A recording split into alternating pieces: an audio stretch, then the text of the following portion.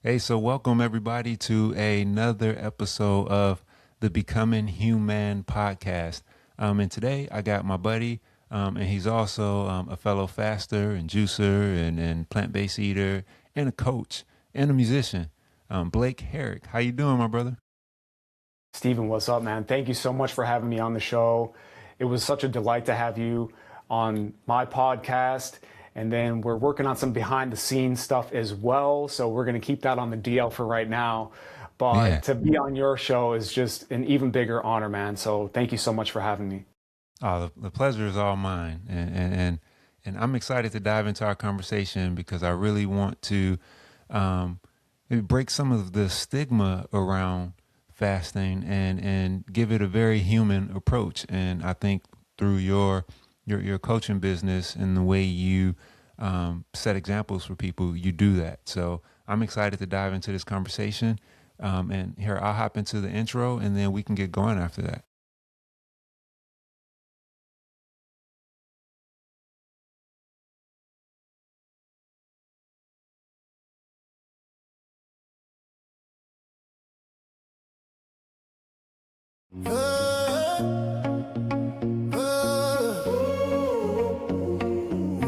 We rise, my child, we rise. Walk the path of light, let your shadows fall behind. Breathe deep, that's energy you cultivate. Study your heart, let compassion elevate. Feel the world inside expand. Understand you are more than flesh and hands. Every sunrise is a chance to shift again. Transform your life, become human. Becoming human. Let your true self shine from the roots to the stars. You were born divine. Open up your mind, let your spirit ascend. We glow again and again. Becoming human. Feel the rhythm call. Stand tall in your power. You can hold it all. Yeah, this is your moment, your sacred plan to live, to love, to be human.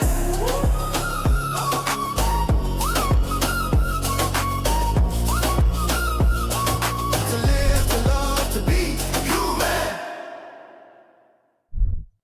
Woo, man. Hey, I love so that. hey, thank you. So welcome everybody. Welcome.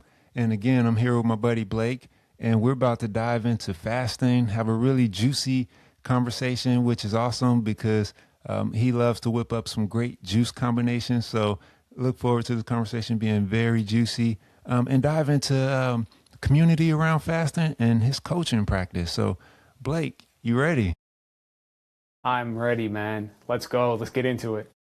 Awesome. So, all right. So, to kind of set the stage, when most people hear the word fasting, their nervous system flinch up. They picture discipline, maybe a CrossFit coach yelling at them while drinking celery juice or something like that.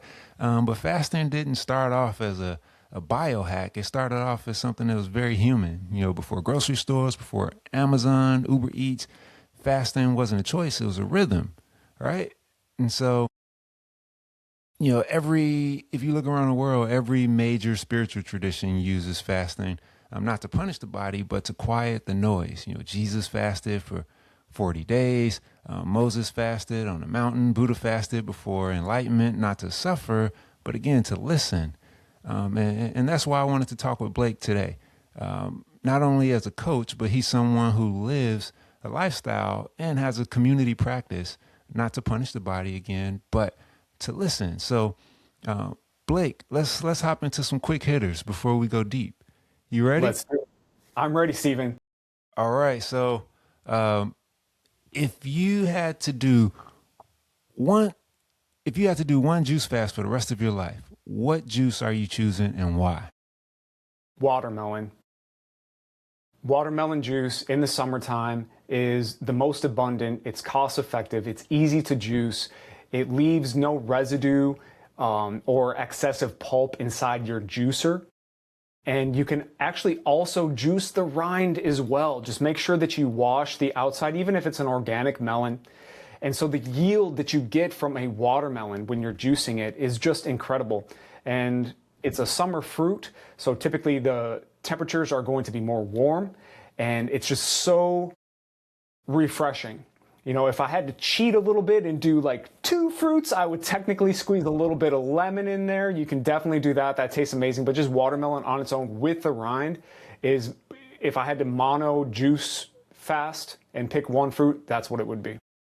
That's awesome. I knew there was a deeper reason besides fasting that we're buddies.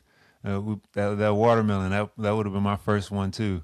So if your health would be 100% perfect, but you had to give up the thing you were most attached to, what are you giving up? If we want to get deep with it, I would say identity.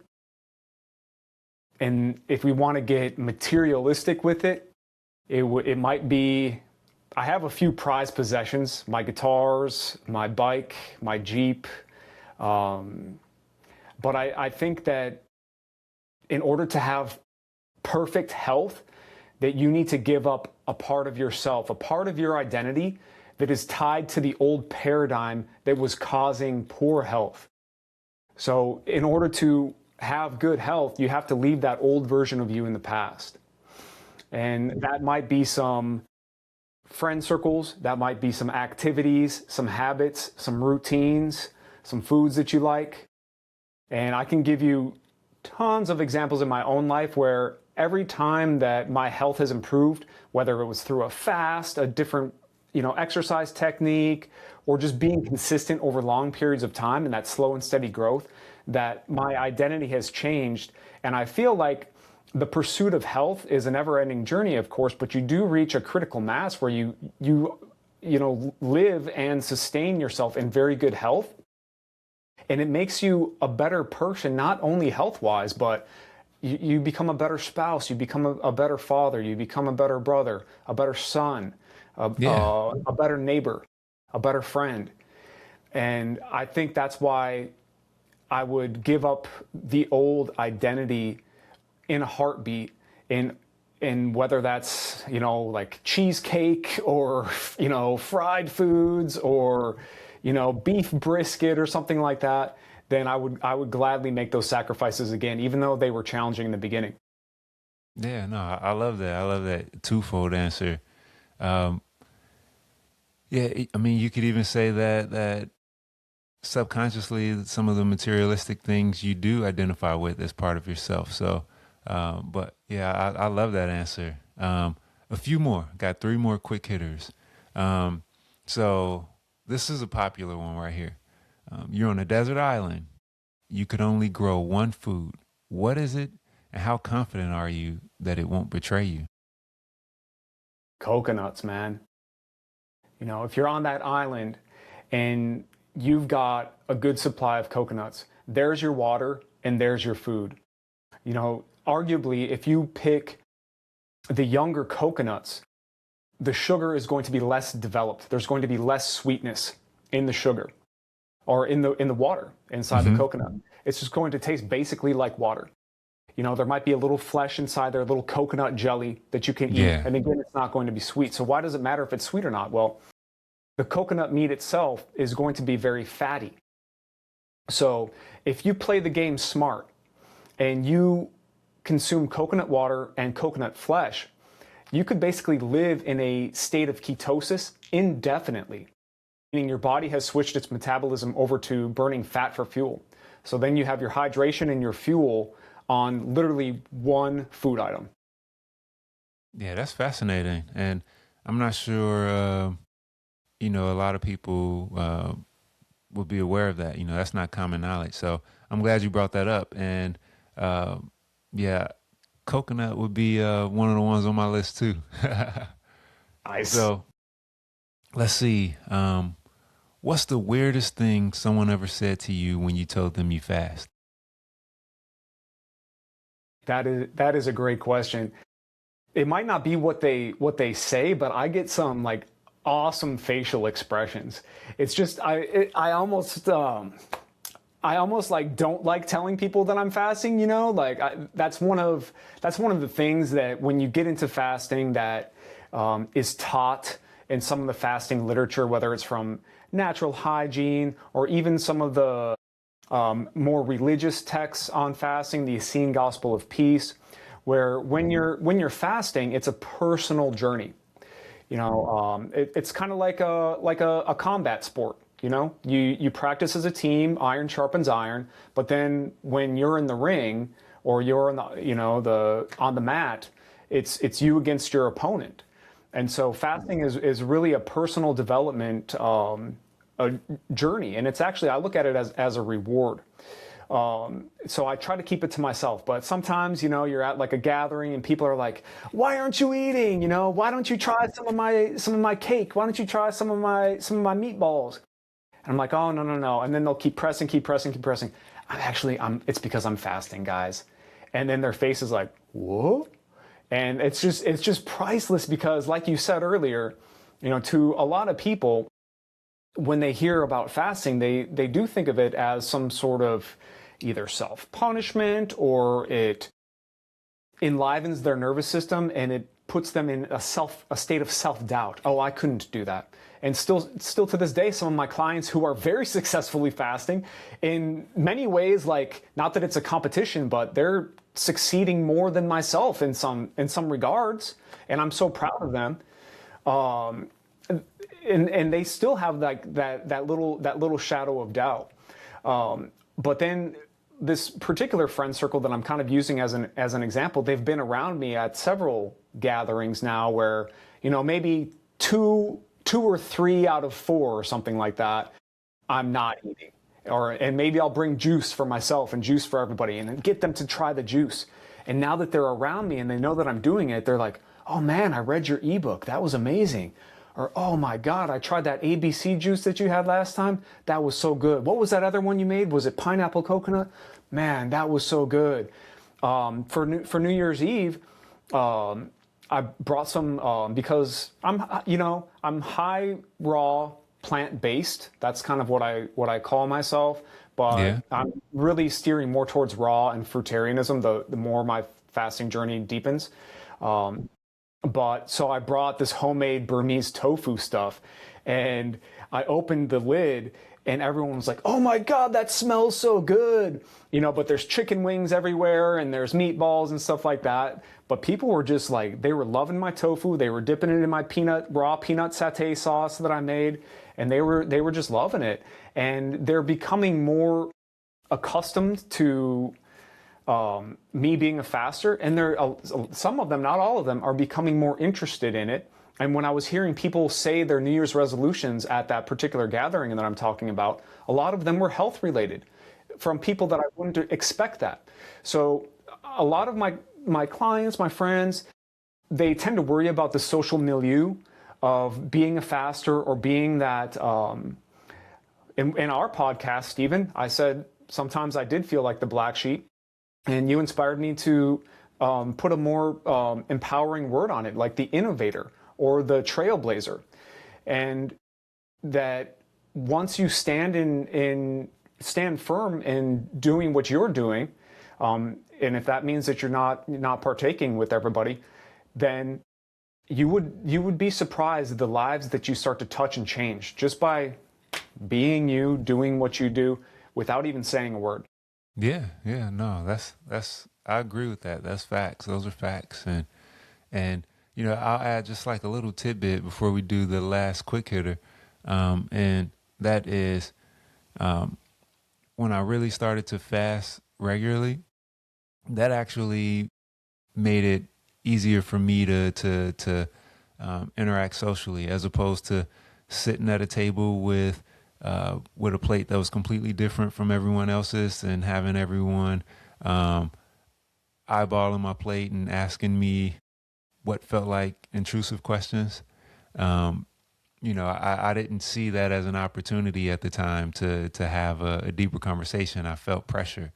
But when I started to fast regularly, that gave me a little bit of space and to not have someone grilling my choices, just dissecting it piece by piece, because they can look at a plate and they can't imagine themselves getting nourishment from that or feeling full from it, but when I started to fast regularly and I would go to a social gathering and just say, oh yeah, I'm fasting today. To me, that alleviated so much more social pressure and allowed for me to have more self-revealing conversations with people that was a lot more difficult for me before. But here, last question. This one's a slam dunk. So it's true or false. Those are my favorites. Most people aren't afraid of fasting. They're afraid of feeling.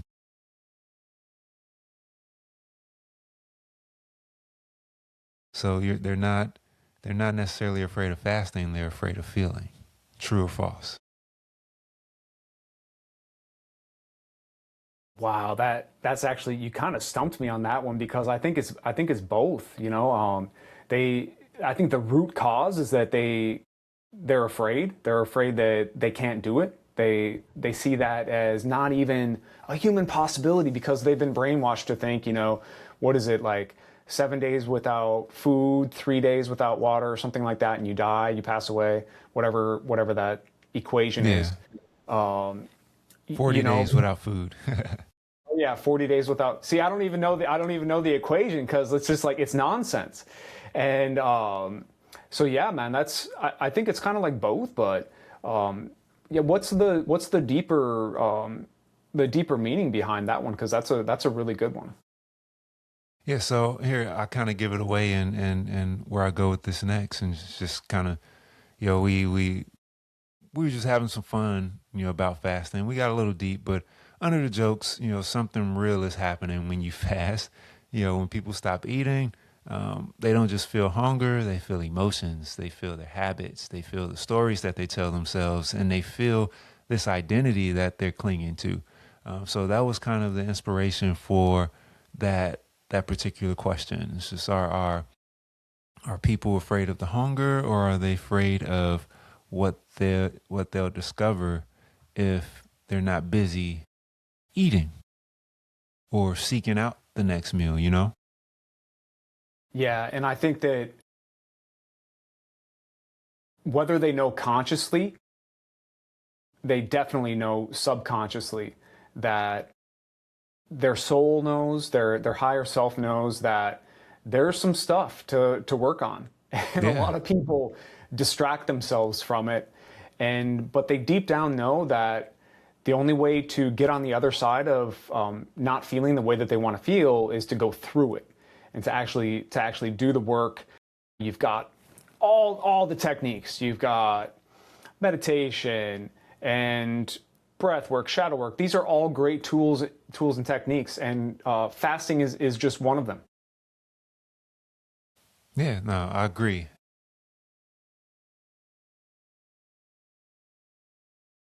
Yeah, no, I agree. I don't have anything to add. But I do want to jump into now, move into your business, right? Fasting lifestyle. So you can find Blake's business at fasting.lifestyle/community. And I really want to hone in on the community aspect. That's a huge part of the direction that I want to take this conversation. But to kick it off, what made you realize fasting wasn't just a health tool, but a way of life? And I know you brand your business as such. So, what brought that about for you? The way of life, and not just a tool, a health tool. That's an awesome question, Steven. 2024 was a huge transformative year for me. 2025 was a huge transformative year of me in my fasting journey and my raw foods journey. I've been intermittent fasting for over 23 years, since I lost 100 pounds in high school. But I didn't do any longer term fasting, like over a day, until mid 2023. And then from mid 2023 leading up until 2025, I would do multiple shorter term fasts. I would now say anywhere from 2.5 to 4.5 days. Yeah. And these were water fasts, but I was also having like tea, sometimes even some coffee, sometimes some of those flavored BCAAs or flavored electrolytes that have no sugar in them, but they still have all these, artificial sweeteners and stuff like that. So I was still, kind of a noob, if you will, I didn't know any of the science behind it or the natural hygiene approach to hygienic fasting and proper fasting until 2025. When 2025 started, I had already tapered. I had already done some of those shorter term fasts, and I had also tapered down heavily on my meat until I was, right at the end of 2024. I was basically, the last cooked food and animal products I was eating was these bowls of like rice and eggs, and then just a bunch of salad in it, and then mostly fruits and mostly vegetables besides that. So then kick off 2025, and I had plans on starting juicing and doing a juice fast, but I wasn't going to do it until maybe March, so it was after my birthday, so I could be raw for a while and then have some raw treats on my birthday and then do a juice fast after that. But as fate would have it, I twisted my ankle pretty bad in a Bikram yoga studio here in St. Petersburg, Florida. And I'm a pretty robust dude. I've played sports and done martial arts and stuff. I have very few injuries. And so, I thought everything was going to be fine. I just felt a little pop. I thought maybe I cracked my ankle or something in one of these deep asanas that I was doing in that particular class. I even did my steps afterwards, but I wake up the next day and my ankle is swollen. And it's so painful, I can't really even walk on it. I'm like hobbling around my apartment. And my eyes, I don't know if my eyes were like welling up with like tears of self-pity or pain, maybe a little bit of both. But I'm like, here I am, a grown man with a bum ankle.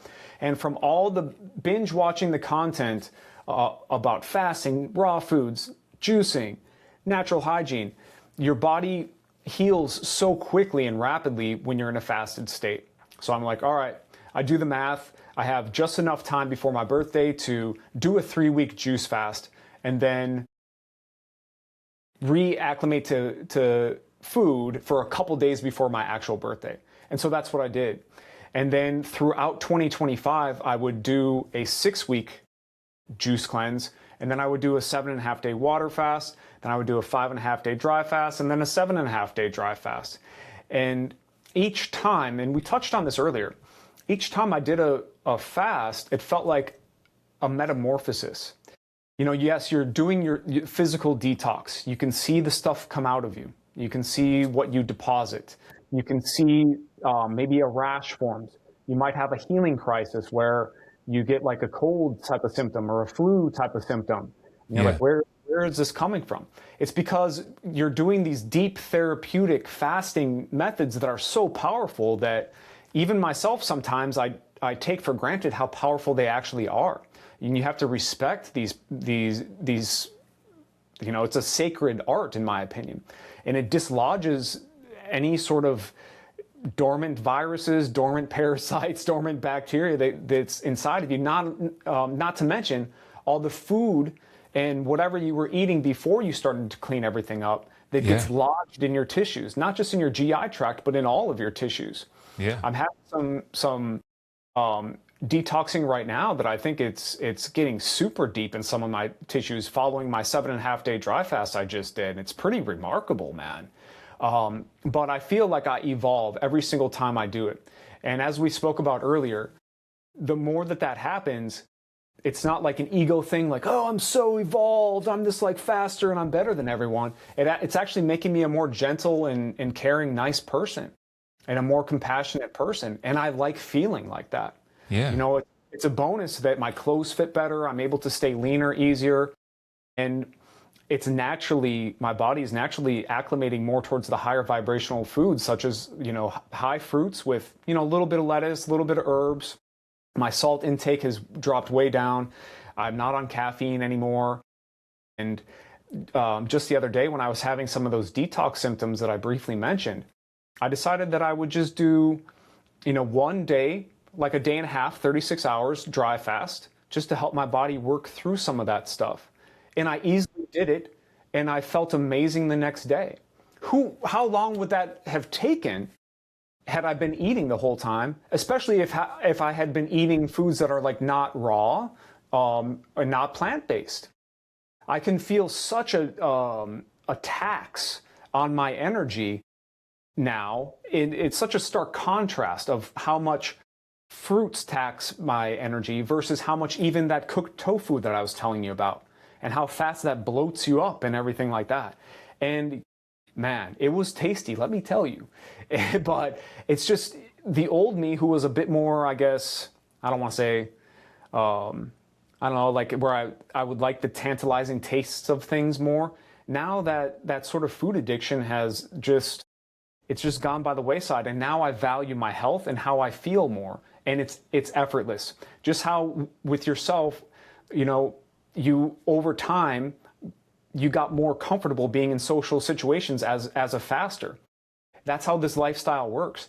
And so this lifestyle has many, there's many reasons why you have the different forms of fasting as tools in your toolbox, whether it's juice fasting, the water fasting, the dry fasting, fruit feasting, or even just, you know, raw foods, raw fruits and vegetables, plant-based, whatever you're fasting from, if you want to use fasting as that sort of definition. And we can get broader on the definition. Are you fasting from violent shows on Netflix, or music that just has some gross lyrics? You know, I used to be like really big heavy metal guy, or like, you know, really big into some violent action movies. I don't even like listening to that stuff or watching that stuff. Like, you and I are both musicians. Dude, you want to listen to all the time? Classical music and bluegrass, bro. Because it's mostly instrumental, and I don't have the programming of whatever the lyricist is saying coming into my mind. I like my thoughts to be my thoughts. I like to program my thoughts with my own thoughts.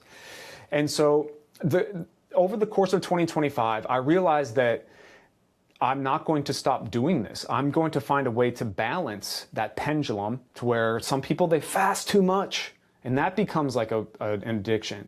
And some people, they do it one time and they think that they fixed everything. I think that there's a guy I really respect. His name is Aris Latam.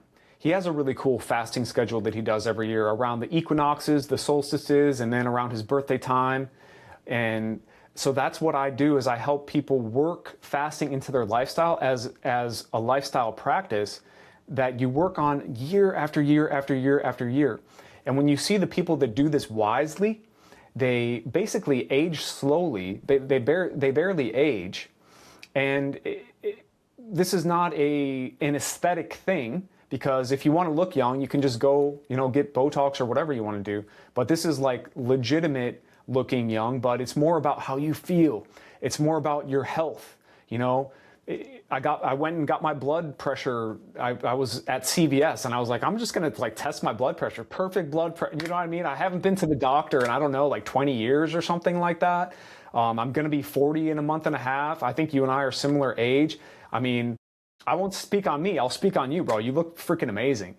So man, this lifestyle has so many rewards, but it's something that it can be kind of like a quick fix if you're feeling sick and you need to dry fast for a day or water fast for a day.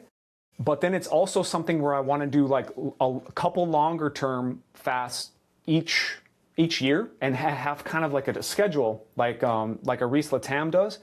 And then one last thing that I'll say really quick is that for the people who are listening and you are passionate about the subject, I was feeling spiritually called to do this, to help me get off of caffeine and help me recover after my personal training career, because I had just destroyed my adrenal glands. And I was more so on the esoteric side of my journey with yoga and spirituality. And that's a whole nother side of fasting that maybe we can talk about. But, you know, you've got your different camps. You've got the water fasting camp, you've got the dry fasting camp, and you've got your juice fasting camp. I'm like breaking down those barriers, or at least I have no barriers. Those are different tools with different applications. Not one is better than the other. You know, if you have somebody saying, this one is so dangerous, do the one that I do.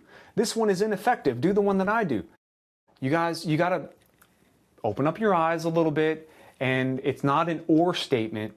You know, this dualistic mindset, it's non-dual, it's an and statement. You know, there's reason why Moses fasted on manna, quote unquote, dry fasted for 40 days in on the mountain. And there's reason why people heal and cure the big C, diabetes, you name it, with all the 3 different types of fasting. But, in my coaching practice, it's dependent on the person. And what's just as important as the fast itself is your lifestyle in between. And that's why the brand is called Fasting Lifestyle. Awesome. And I think, cool, you kind of knocking on the door of where we're going next. And that's, what's the, so this is a twofold question. So, what's the importance that community play in this process? And what's, say, the biggest mistake people make when it comes to fasting when you start to work with someone new? Yeah. The community aspect is so cool because it's not the biggest community in the world, the fasting people. Let's just be real. It's a little bit more on the sidelines, but it's gaining popularity. You see a lot of people, talking about fasting, talking about the efficacy of this practice. And you can hire a coach and to take you through a fast, and that's fine. You're going to get amazing results. But fasting is so powerful, and it must be respected, and that's why it's maybe a double-edged sword. That's kind of a bad analogy to say, but you have to treat it with respect. So the way that you refeed, and then the way that you live your lifestyle after a fast is so crucial, because every time that I've fasted, I've eliminated something.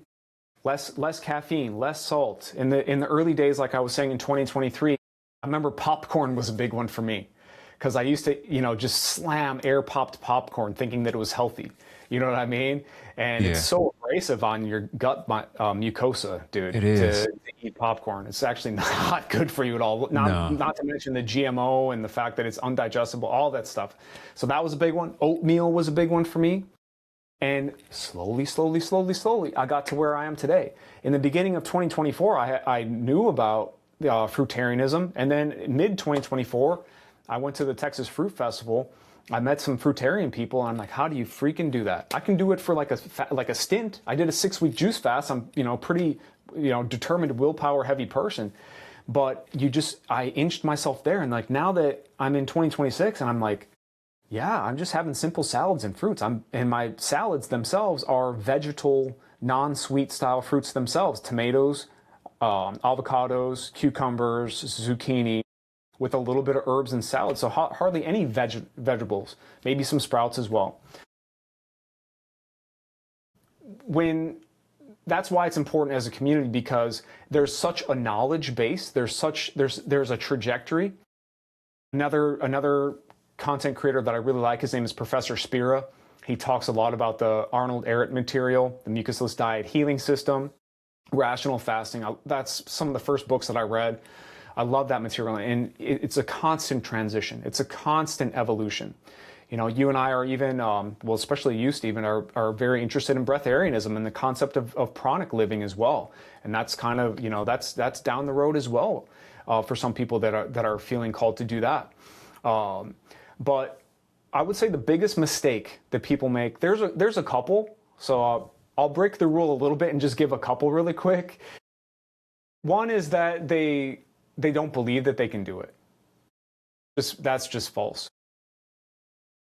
And we talked about it on the episode already today. They hear fasting, they're like, oh, I'm not going to eat something for a day. When I told my family that, I did a 3-week juice fast or whatever, I did this, I did that, they're like, wait, you didn't eat anything all day? And it's like they thought I was gonna be famished or something. It's like, I understand that that's the mentality and that's kind of the programming that we operate under, but yes, you can do it. Yes, you definitely can do it. I have some clients on WhatsApp that I'm just like, I'm sending them good vibes, and we're talking it out. They're taking pictures of, whatever they're doing, and they're showing themselves that they have willpower.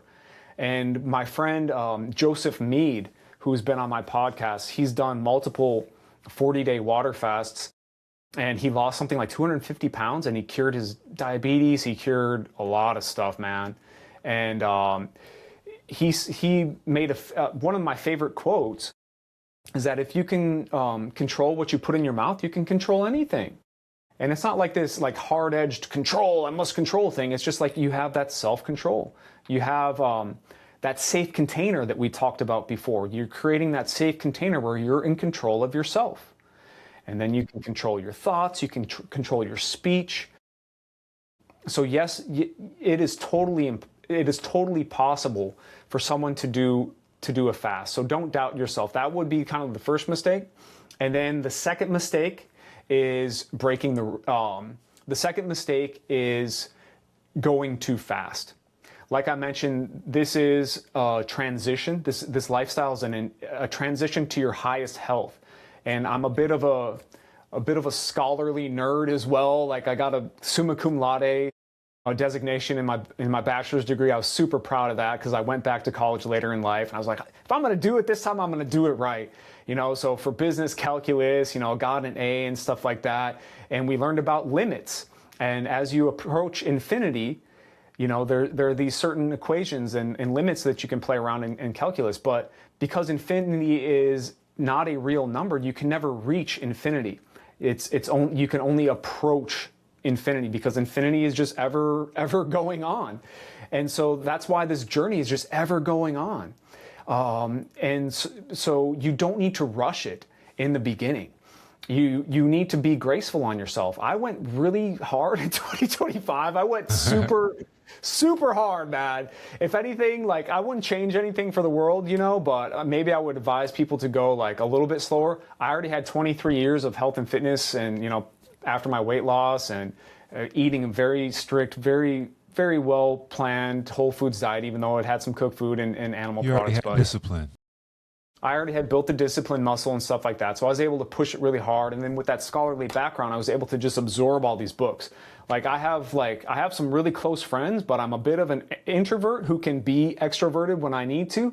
And so a lot of the times I'm alone and I'm reading, man, or playing my guitar or something like that. And that's what recharges my batteries. Some of my clients and my friends, they recharge their batteries with other people. But so I think that like God, the universe, my higher self, my soul, kind of crafted this Blake character to bring this message to the world at this stage of my life when I have a little bit more maturity behind me.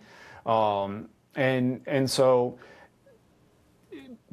being patient and just allowing the beautiful journey to unfold naturally and just, being graceful with yourself throughout the process because it's an ongoing transition.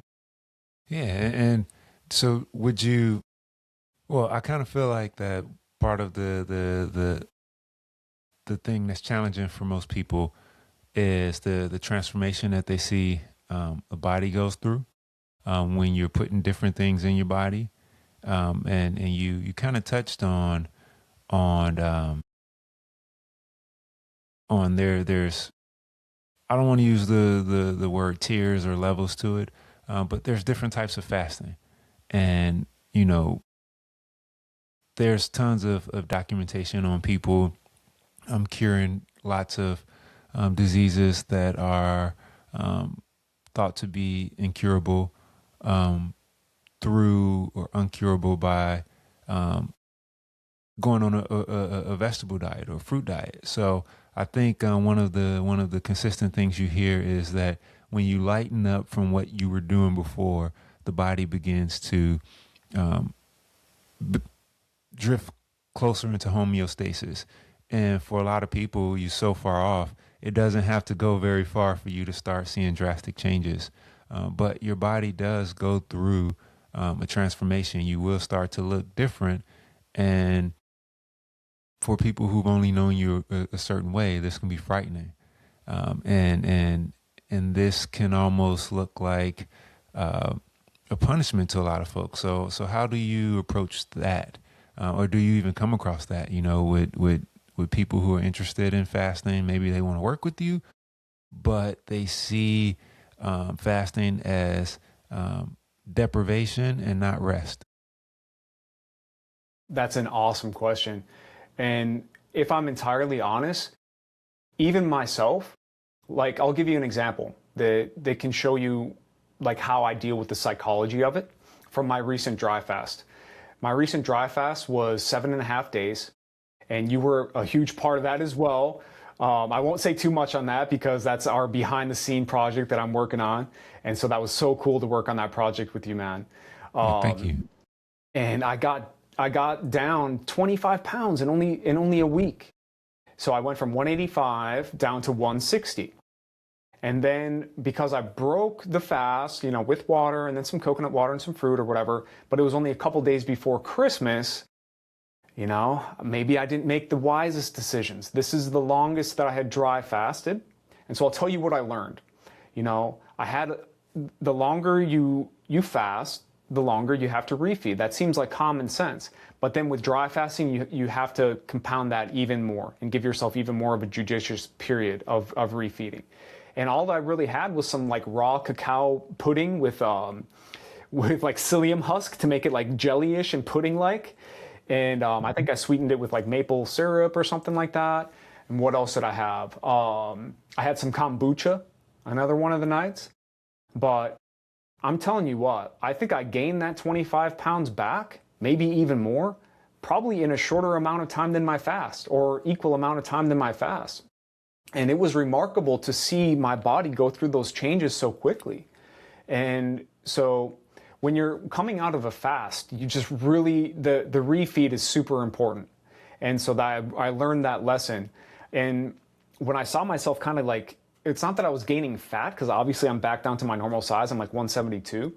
And that, to your point about homeostasis, dude, 100% spot on. And I'm going to put a bookmark on that. And I'll touch on that in a second. But when I basically bloated back up because my body was just deprived of food and water for 7.5 days, and now it just wants to, out of survival, just absorb everything. I didn't want to look at that number on the scale. I didn't even want to look at myself in the mirror. I'm like, oh my God, I just did all this work of a 7.5 day dry fast, and then I, kind of refed too quickly, and I absorbed too much too quickly. I wasn't expecting that to happen. But I had never done that long of a dry fast. It didn't happen the same on my 5.5 day dry fast. They say that every day of dry fasting is equal to 3 days of water fasting as a rough estimate. So that extra 2.5 days, that's almost a week of water fasting. That's pretty powerful. Yeah. So that's the way I managed it. Is I made a plan that, okay, I'm gonna juice cleanse, and I'm going to be all raw, be on the fruits, and, then I'm going to, get back down to my homeostasis size. Okay, so that's the psychology of, you have to manage that within yourself. And, that's why I didn't weigh myself, and why I didn't look in the mirror as much, and why I made a plan. But when it comes, so that's, you need to hold that within yourself, and that's your responsibility. Now, when it comes to other people, that's actually not your responsibility. And what I mean by that is, and maybe a different way of saying it is you end up growing a thicker skin, and you end up not caring as much. There were times, I mentioned that throughout my personal training career, the last 15 years since I've been certified as a personal trainer, I wasn't completely active doing it full time the entire time, but certified for 15 plus years. And I would always treat myself as the guinea pig. So one of my experiments on myself was the keto diet, And so there was one year where my New Year's resolution, or my New Year's thing that I did, was keto. And the reason why that year was pretty cool, it was pretty powerful, is because I had already done a stint at keto and learned from my mistakes. And I already done like a 3-month keto. So this particular year, I did 11 months of keto, and I finally had some carbs on Thanksgiving, and I was like, I'm done. But during that year, I went home to Minnesota to visit family after I went from like 200 down to like 170. And people were like, you look like Skeletor. Oh my God, what happened to all your muscle? And da-da-da-da-da. And to be honest, man, it hurt my feelings, and I got a little resentful. I was like, man, I thought you guys were going to say I look great. I look young. My skin is glowing. I'm sitting here, in the best shape of my life. I've always wanted to, feel like, more lean and more, more sprightly and more svelte. But you guys are kind of like saying some disparaging things like that. That doesn't feel good at all. But then fast forward the calendar, less than 10 years, maybe 7 or 8 years, up until the present day. And I just went home to Minnesota. You know, I visit every year or whatever. But, you know, they saw another pretty big transformation this year when I went home, because it was right at the end of that 6-week juice fast. And I was Yeah. about the same size as I am right now, low 170s, mid 170s. But guess what happened? I stayed on my mission for those 7 and 8 years. They were never on their mission. So what do you think happened to their weight and their health circumstances? And, you know, so guess what they said this time when I went back? Absolutely nothing. Say it again. So that's where it comes in. It sounds a little bit harsh, and I realize that, you guys. I'm not trying to sound like a hard, you know what, but you have to put number one first, and you have to have that safe container for yourself first, that nobody can say anything that can hurt your feelings. It's just them projecting how they feel on themselves. And if you stick to caring for your health, you'll attract a tribe of people, like how you and I became friends with so many people that have your back and support you and love you for exactly who you are and are applauding you. Like people that were being like, yeah, let's go day 5. Yeah, let's go day 6. Yeah, let's go day 7. And my friends, Michael and Julie, I'm like, yeah, let's go. They're doing like a, beginning of the year fast as well right now. I'm so proud of them. And then the other people, time will take care of some of those people that are commenting when they should worry about themselves and not comment on you. Yeah, and I think that just speaks to like that fear aspect of transformation, and that's why they say you have to be at a point where you're ready to transform, or else there'll naturally be resistance, because transformation is uncomfortable. And I think that's one of the strengths to being an athlete, right? You're accustomed to seeing people striving at every stage, right? You're in a group of people, you're on a team. There's dozens of people, everybody's working insanely hard, but everybody develops at different rates, and some people can take it further than others can. But by you being a team, you still move in the same direction together. But when you haven't had that type of environment and your whole life has been you competing against someone else for the same thing, and there's no moving in the same direction together, it's very easy to come overcome by fear, by transformation, and to think you are subconsciously think you are being threatened. It's a natural response, and when you make a transformation with something like food, that's one of the biggest threats you can make to a person. I remember growing up, if people would be offended if you didn't eat at their house, and because they worked hard for that meal, they were thoughtful that you were coming over. They wanted to make something that they thought you would like. They put a lot of care into that. And for you to not only not eat, but be heading in a different direction, man, I understand why someone may feel offended, why they may feel judgmental, why, it makes perfect sense. So I want to ask you this. Do you feel like fasting reconnects you to something ancient? I know you mentioned, you like reading esoteric stuff. Do you feel like fasting connects you to something ancient, and tap into something ancient within your nervous system? 1,000%. I love this question, because this is where I can showcase how I look at things and how I think about things, and give you kind of like a snapshot of like the inner workings of Blake's brain. And I was just telling my friend this the other day, is the way the way that I think about things is I have a working hypothesis for everything. I don't really have any hard set beliefs about anything. I'd have to kind of really think about it. And so my working hypotheses are always subject to change with new data coming in. And when it comes to fasting and how that ties us back to our ancestral, just our body. Like, I mean, look at this amazing piece of technology. Forget AI, how about I? How about just intelligence? How about just the I, the capital I that made this beautiful piece of machinery, this beautiful avatar. It's a temple. It's the temple of the soul. It's our vessel, meaning we're the consciousness that is driving the vessel. You know, if you cut a finger off, you're not like 1/20th less of yourself. If you cut an arm off, you're not like 1/10 less of yourself. You know, you are the consciousness behind the vessel. And in the ancient scriptures, whether it's the Vedic Hindu texts, whether it's the Taoist, ancient Chinese, even Christianity, you've got Zoroastrianism, you've got, all that stuff.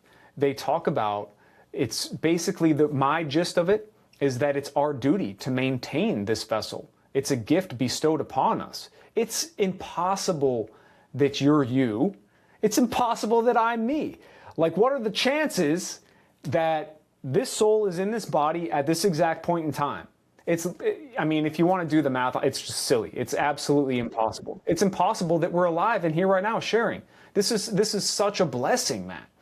And I think that our ancestors definitely knew that.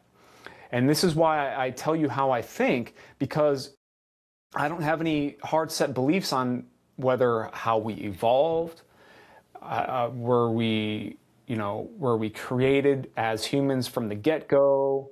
You know, how did we behave back in the day versus, you know, after animal agriculture came about and more technology and things like that? I think there's a lot of question marks that are still yet to be answered about our ancient history.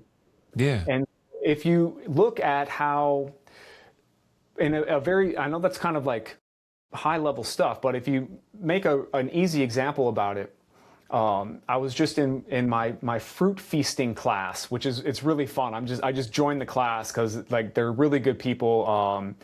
Dennis McLean and Ariana Soul, they're really good people. So you guys can check them out as well.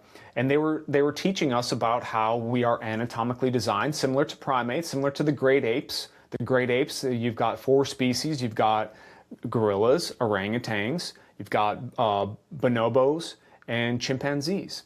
These are the great apes. And that we are anatomically, our digestion, our skull, the fact that we're bipedal, the fact that we have opposable thumbs, we have color vision, we have the ability to taste sweet on our tongue.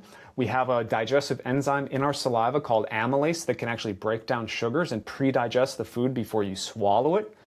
And so you compare us to a dog, you compare us to a horse, you compare us to a lion. We're not similar to any of those things, but we are similar to chimpanzees especially, and gorillas. And what do they eat? They eat primarily fruit. They eat about 60, 70% fruit, maybe 20% leafy greens and vegetables and whatever they can dig up, like tubers and whatever. And then the rest is just like insects, like random stuff. They will hunt from time to time randomly, but that's more so because their habitat is being destroyed. But if you imagine that there must have been times of feast and famine during those ancient prehistoric human times in our evolution, where we would have to go days without food and days without water. And how are you going to get your next piece of food if you can't go a day or 2 or 3 or 4 or 5 or beyond without food and perhaps even without water? You're just going to die, and our species would have died. How could we be here right now if fasting wasn't a part of our absolute existence? how would the whole ketosis system of our body, which people are, oh, it's just a survival system that your body can switch over its metabolism from burning carbohydrates, aka fruits, and some vegetables, to burning its stored body fat. Why? It's the same as like a bear hibernating. It packs on all this fat, and then it goes into ketosis over the winter, and then it comes out of its den in the springtime, and it's skinny. Why didn't it die? It didn't eat or drink anything for months and months and months. I mean, these are just very obvious, basic things that, myself included, that you just kind of brush under the rug because I'm too distracted by, mainstream, sort of culture and stuff like that. But when you really start to take control of your own health and your own well-being and being in that state of homeostasis, you start to realize that, we are a powerful species. When I was on my 7.5-day dry fast, I was getting a little kind of dehydrated at the end, but I was being way too active. That's my own fault. But energy was not an issue. I was kind of running pretty low on body fat, but I felt energetic. Where was that energy coming from? Our friends in the pranic lifestyle, they would say, you're absorbing prana. You're absorbing the sun through your skin. You're absorbing the molecules in the air. You're absorbing the moisture. This is what human beings are capable of. So when you start to do fasting and you start to break beyond these limits that other people put on you, these are not your limits. You're just, pantomiming what other people have said. You need to discover for yourself what your own limits are. And so, do a little fasting. You don't have to, I'm sounding kind of extreme right now because I'm passionate about this, but you don't have to, be super hardcore or anything. But it teaches you that you are a sovereign being, and it teaches you to have a lot of confidence in yourself. And I think that's the natural primal state of humans, is to feel empowered, to feel that sense of community, to feel that love and that joy with each other, and not be in a state of lack, or to be in a state of abundance. Yeah. If there was a lack, if there was a catastrophe and their food source come out, oh, well, that's fine. We'll find something in a few days. There's no doubt we'll find something in a few days. Mother Earth is abundant. Not this like panic. Oh my God, I didn't eat something until 5 minutes ago. I need to go forward something, or I'm going to start robbing my, tribe next door. This is not written on our hearts, as my friend Seth Balin would say. That we are divine beings, and we are benevolent beings by nature, in my opinion. And so I think that the fasting has really tied me back into that. And it's almost like, you become more gentle, you become more compassionate, more forgiving. You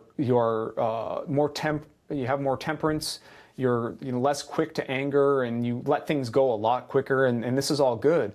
But there's also a flip side of that coin, is you also become more determined and more steadfast. You believe in yourself more, and you stand in your power as a human being, as an impossible creature, and you make those changes that you want to make. For me, it was, the whole reason I started doing this, like I said, was to heal after the personal training, and also there was a little tinge of the fact that I was approaching 40, and I was starting to get some aches and pains. I was like, I refuse to admit that was aging related. It's all gone now. And so that was kind of like my second big transformation after my 100-pound weight loss in high school. Yeah. And so, but everyone has their own reason, and you can overcome whatever your reason is. And I do all those other tools. Like, I love meditating. I love the sauna and the ice bath. I love, barefoot walking and sun gazing. I live near the beach. I'm lucky enough to go for a little dip in the salt water a lot. And, exercise, yoga, all these things, breath work, it's great. But I think that the fasting, per your question, is what really got me back to my primal awareness of myself, and allowed me to really delete a lot of the limiting beliefs and fear, narratives that were running in my mind without me even knowing, until you do a fast fast, and now you're not distracting yourself with food, and you have to sit in that discomfort. You have to sit with yourself. And then there's no way through it but to do it. And then once you're on the other side, you're like, oh, wow, I feel better. And that's what I want to help, that's what I want to help people with. And the community is a great place to do that. It's very inexpensive, and we all just hang out. You don't have to be doing it fast. We're always working on that lifestyle piece as well. And then from there, I do have some private clients as well, and we get really deep. I just had a call this morning with one of my clients, and he's doing amazing.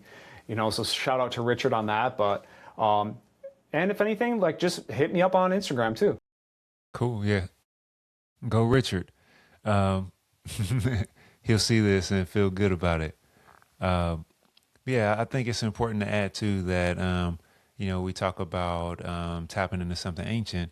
The environment was different, and the body was different. The body was more accustomed to going more extended periods without consumption, especially to the degree that we typically do now, because our environment is different. We're constantly reminded of what we're not consuming, and so that plays a major part as well. And you maybe think of two people. I could share like a short story. One is my friend Dr. Jenkins. He's been kind of teaching people how to fast since the 70s. Super old guy, but you couldn't tell, like super young and vibrant.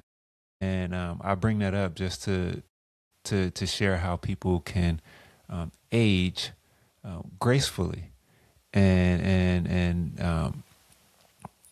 he has more energy than both of us put together, but he's also accumulated decades of this type of self-discipline.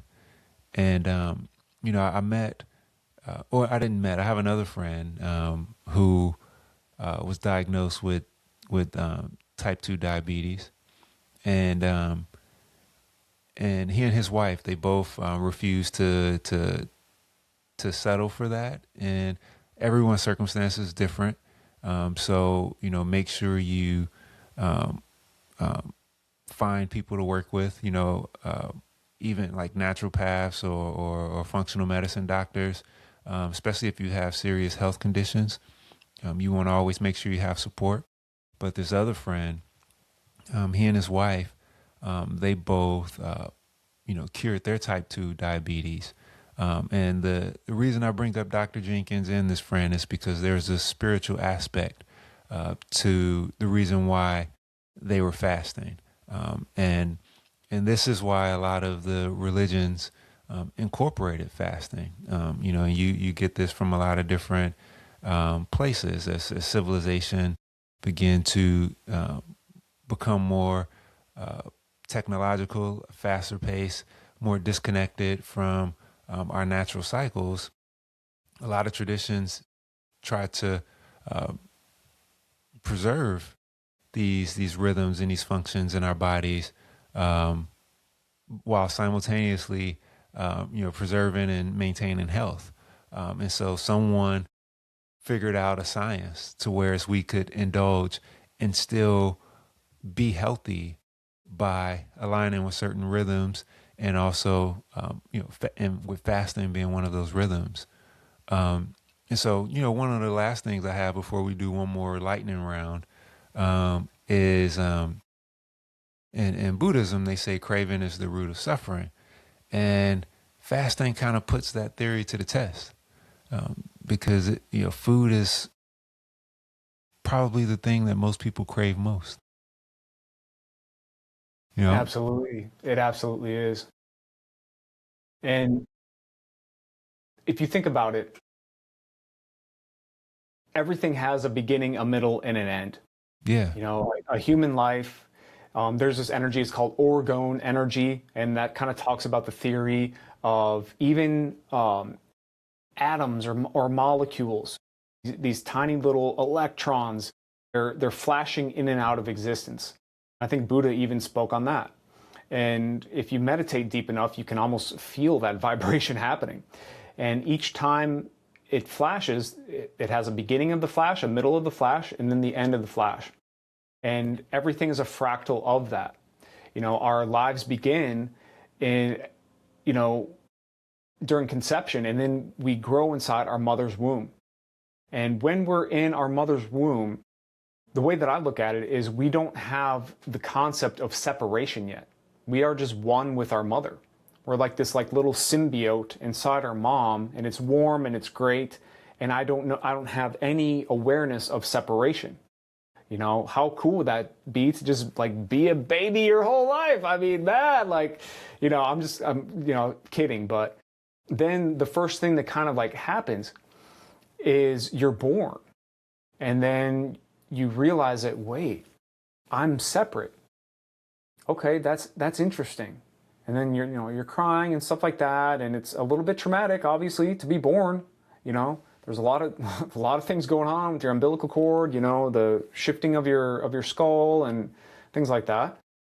But then what happens is you get cleaned up, and your mom is holding you, and she starts feeding you. I mean, hopefully that's the idea. And so food is the first thing that stops your pain, or that stops your suffering, for the sake of this example. And that's why it's so deep. In yoga, they would say that it's tied to your root chakra, which is your survival chakra. It's the red at the base of the spine. And breast reconnected you. It reconnected you. It reconnected you back to that oneness. And so now that we're this separate being, now we're in the middle. Now we're in the life part, And then we go through our life, and all throughout our life, it's a journey of finding those moments or those opportunities for reconnection to the all, reconnection to source, unity consciousness, communion with God, whatever you want to try that. And, some people say that, you're filling your cup with the wrong thing. You're filling that hole in your heart with an addiction. Fill it with love, love for yourself, love for the universe, love for the creator. And then, we go through our life trying to, in search or in that journey for oneness. And then at the end of our life, then we pass.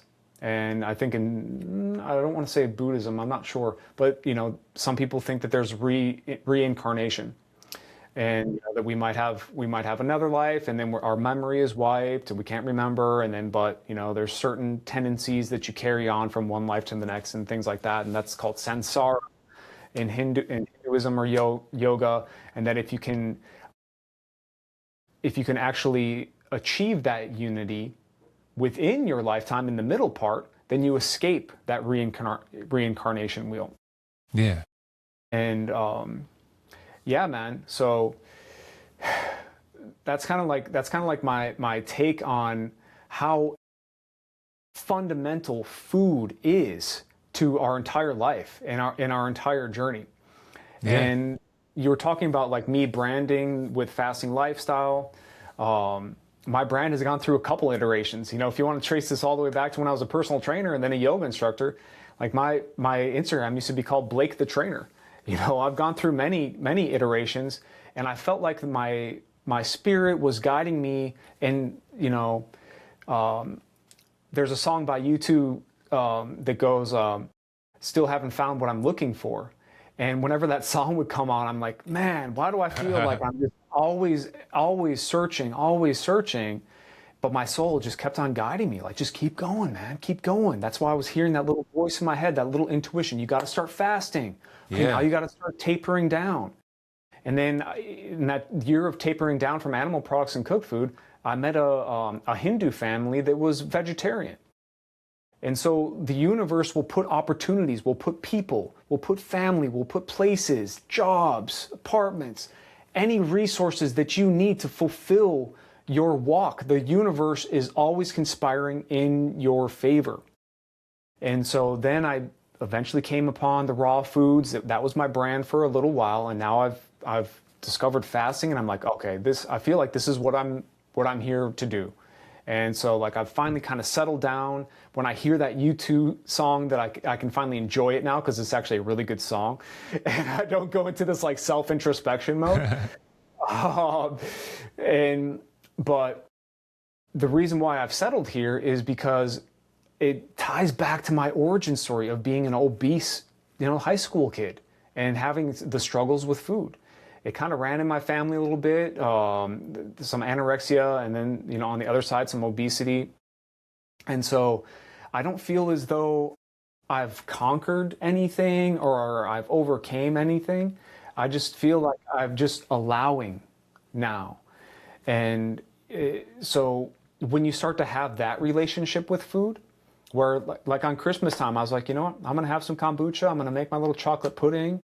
And, I didn't expect to have the backlash that happened, but I wasn't so dogmatic on myself that I didn't allow myself to have those things. Maybe I'll have it once a year, maybe I won't. Yeah. But that sort of relationship with food where you feel free, you don't feel like it's a burden. Whereas almost my whole life, one of the things that kept me so disciplined on working out was I was like, I'm never going to be overweight again. So it's a non-negotiable for me to go to the gym. But even with my workouts now, it's like, man, I mean, I'm not gaining any weight. I can eat tons of fruit all day if I want. I wake up with the same scale number tomorrow. So it's like, maybe, and now, like my recovery is better. I'm not having those aches and pains that I'm telling you.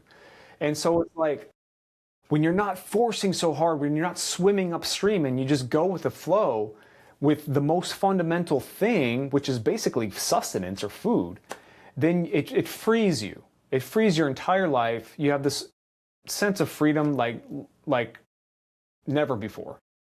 Yeah, no, I could attest to that. Just, the types of temptations that I get or cravings that I get are very different and a lot less extreme than they may have been in past years.